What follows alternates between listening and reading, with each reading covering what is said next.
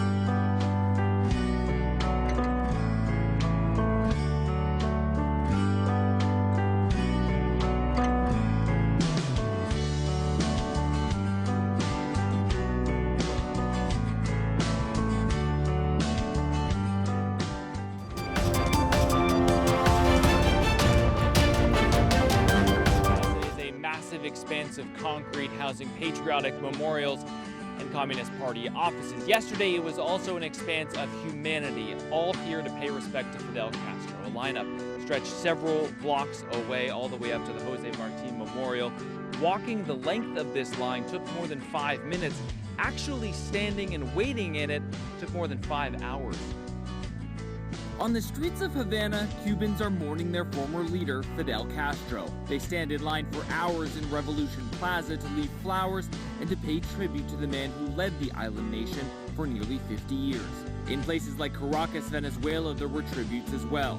People there standing in line to sign a book of condolences and add to the memorial at the Cuban embassy. Those scenes a striking contrast to the ones in Miami's Little Havana neighborhood, where Cuban exiles celebrated the death of the man they called a dictator. Fidel Castro died at the age of 90 after a lifetime spent thumbing his nose at Western powers. More recently, relations between the U.S. and Cuba have thawed. Evidence of that seen Monday with the first commercial flight from Miami to Havana.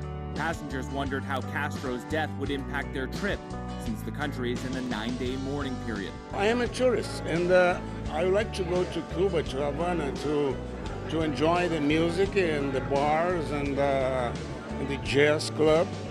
And as far as I know, everything is closed now. But in Havana, that won't change until after Castro's funeral, December 4th. I haven't been able to go because I've been working, but in the next few hours I will go. Fidel Castro is not here right now. How can I say this? I'm emotional right now. He isn't all Cubans. Our island became big because of him. And when people reach the end of this massive line, they walk past a portrait of Fidel Castro, but not his actual ashes. Those are being held in a different building on the plaza. We also know that there will be a memorial service later tonight, though we don't know very much about it. You can see the chairs set up there. After tomorrow, Castro's ashes will be taken east to the other end of the country, to Santiago, to Cuba, where he will ultimately be buried. In Havana, Cuba, I'm Scott McLean.